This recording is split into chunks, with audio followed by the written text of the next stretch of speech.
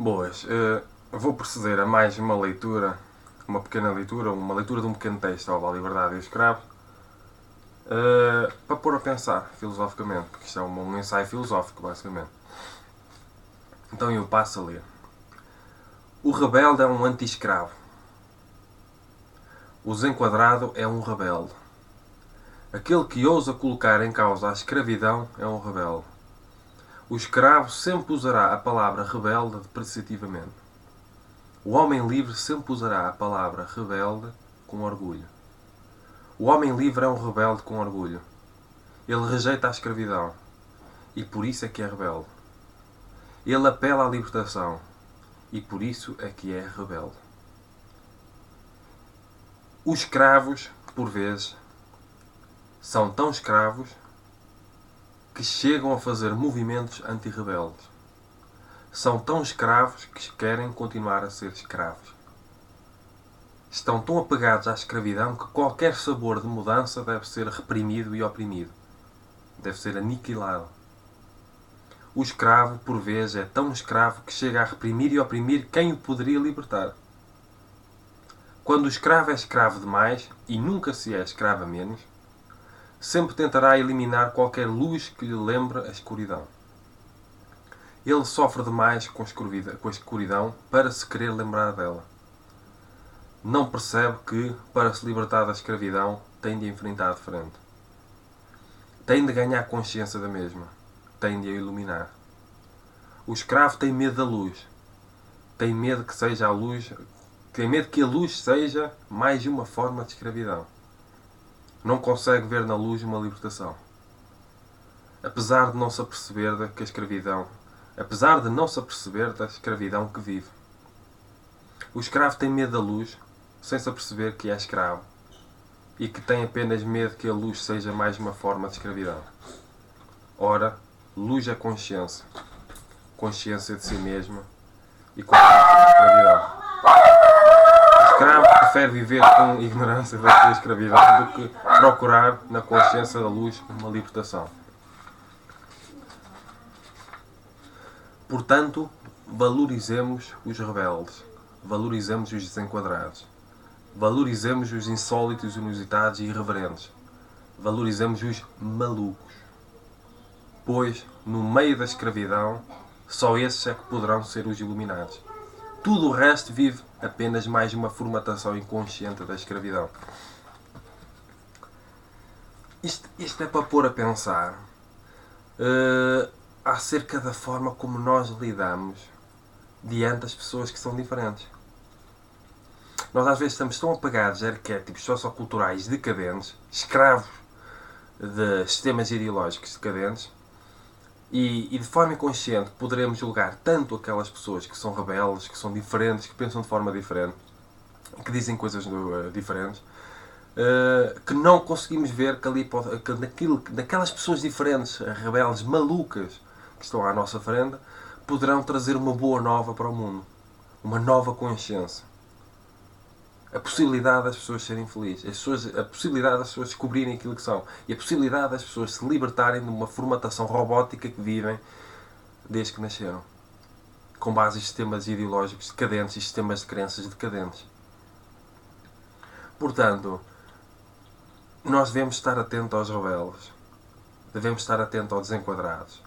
Porque numa sociedade de escravos, só aquelas pessoas que são diferentes é que poderão trazer boas novas ou que poderão trazer libertação. Não quer dizer que todas as pessoas sejam diferentes, poderão trazer isso. Mas só as pessoas que são diferentes é que poderão ajudar a humanidade a libertar-se de uma escravidão inconsciente. Isto é uma reflexão filosófica, isto é um ensaio filosófico muito formal. Muitas das coisas são ditas no sentido notativo, muitas são ditas no sentido conotativo, mas serve essencialmente para pôr a pensar, para incentivar a curiosidade, liberdade e independência intelectuais.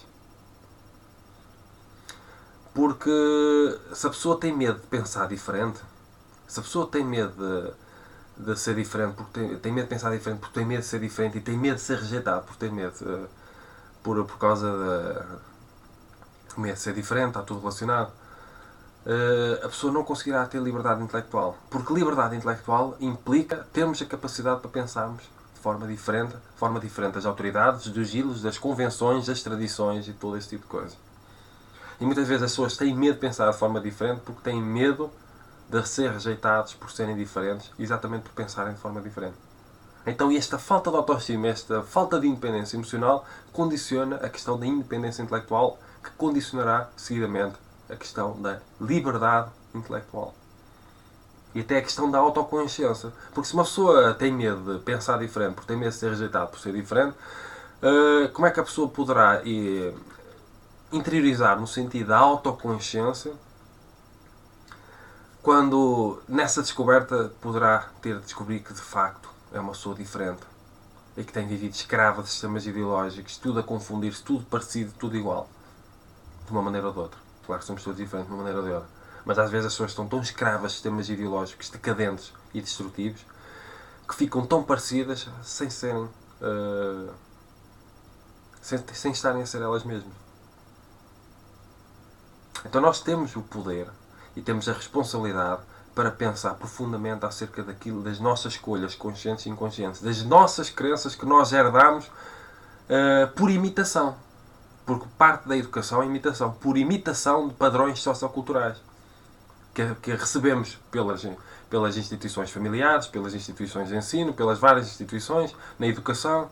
Porque nós vamos imitando, incorporando comportamentos e nós não imaginamos muitas vezes que esses comportamentos são a causa profunda da nossa inconsciência, da nossa escravidão e da nossa infelicidade.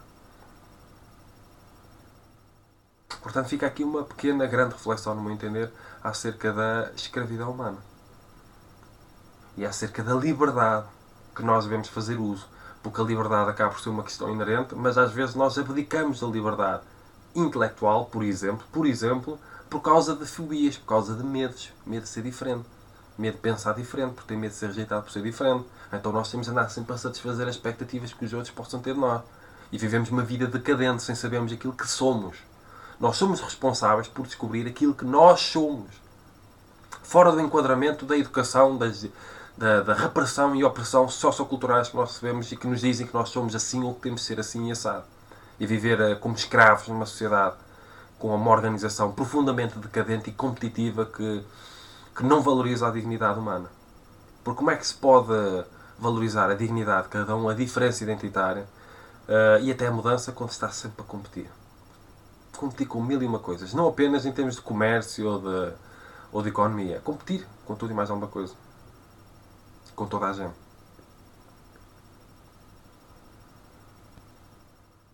Portanto, sempre que nós vimos alguém diferente, alguém que pensa de forma diferente, maluco, só a pessoa que pensa de forma muito diferente é que poderá ajudar a pessoa a livre. As pessoas, as escravos, uma sociedade de escravos, que reprime e oprime a singularidade, a identidade e a individualidade de cada pessoa, só essas pessoas que pensam muito diferente é que poderão ajudar a libertar. Porque as pessoas que já pensam igual, o que é que podem fazer? São mais escravos. São mais escravos. É a mesmice. A mesmice de sempre. Então só os rebeldes.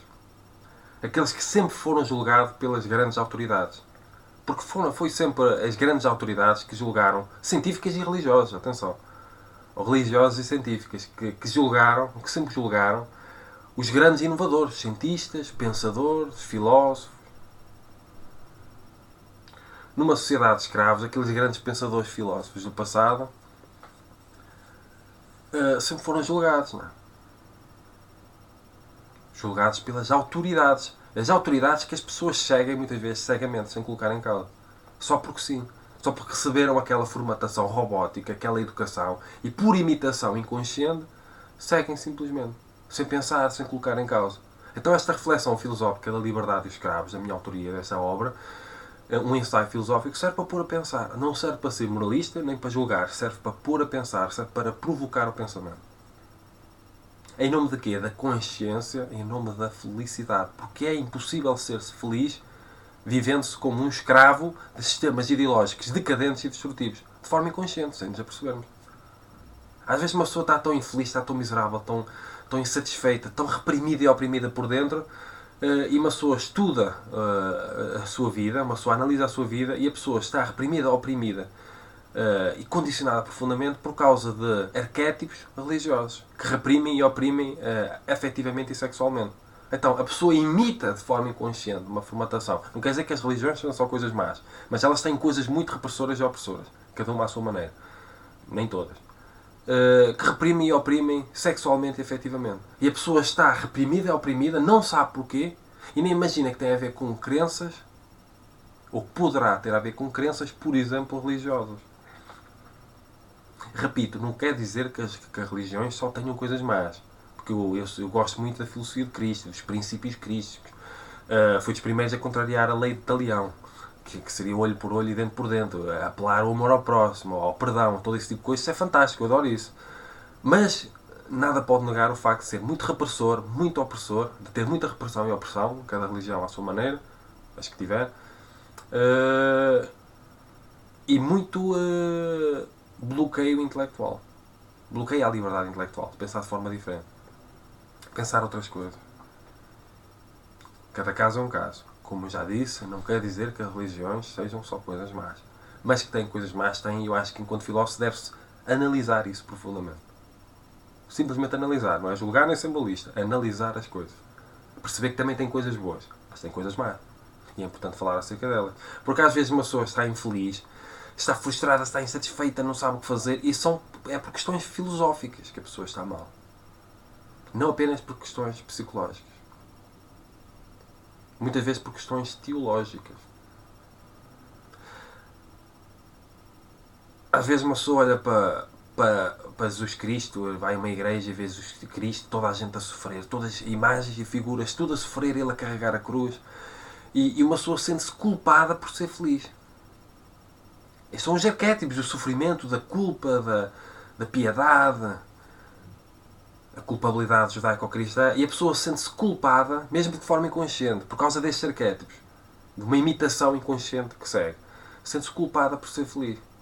E em vez da espiritualidade incentivar a liberdade, a consciência, a felicidade, ela condiciona a felicidade. Tudo depende da perspectiva que uma pessoa tenha, mas às vezes as pessoas sentem-se culpadas por ser feliz. Jesus Cristo sofreu, eu também tenho de sofrer, também tenho de carregar uma cruz, também tenho de ser miserável e infeliz.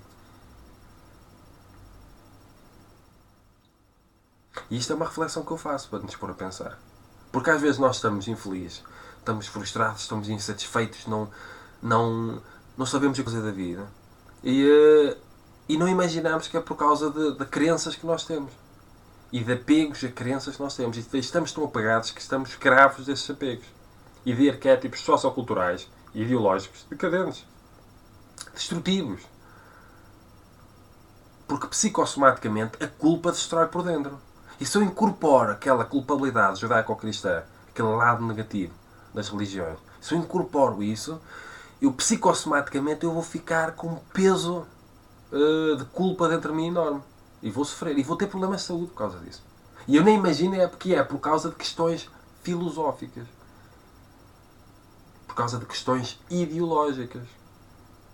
Porque ideologia não é só discurso acerca das ideias ou ciência das ideias, é também totalidade para a explicação da vida. Portanto, nós temos se é para ter espiritualidade, que seja uma espiritualidade libertadora, positiva, construtiva e produtiva. Que se apoie e que incentive o desenvolvimento filosófico e científico, por exemplo, e intelectual, que incentive a curiosidade, liberdade e independência intelectuais, e não que feche, e não que bloqueie, e não que torne as pessoas escravas. E nós somos responsáveis pela nossa escravidão também, porque nós podemos escolher de forma diferente. E se temos o poder para escolher de forma diferente, nós temos essa responsabilidade. Por isso aqui está um ensaio filosófico acerca da liberdade e do escravo. Para lembrar a responsabilidade que nós temos muitas vezes entre a nossa própria escravidão. Porque nós temos essa responsabilidade, temos esse poder. Se temos esse poder, temos essa responsabilidade. Se nós nos vitimizamos e não queremos assumir a responsabilidade pelas nossas escolhas, nós, ao abdicar da responsabilidade, da autorresponsabilização, nós também abdicamos do poder e da liberdade que temos para transformar a situação em que nós vivemos. Nós somos responsáveis pelo nosso sistema de crenças. Somos responsáveis por transformar, porque temos o poder para transformar o nosso sistema de crenças. Se começarmos a estudar coisas diferentes, a ler coisas diferentes, a investigar coisas diferentes. E a valorizar aquilo que é diferente. A valorizar ontologicamente os rebeldes. Porque só eles é que poderão ter coisas boas novas para dar. Que libertem. E não que aprisionem mais uma vez. Tal como nós já estamos muitas vezes. Portanto, se gostarem deste vídeo, dos meus vídeos no sentido geral, subscrevam o canal, comentem, partilhem, ponham like, porque é importante para fazer crescer o canal. Se quiserem mesmo contribuir para a sustentabilidade e crescimento do canal, tornem-se patronos em patreon.com/Filipe Ferro Calhau. Eu ponho na descrição e cumprimentos filosóficos.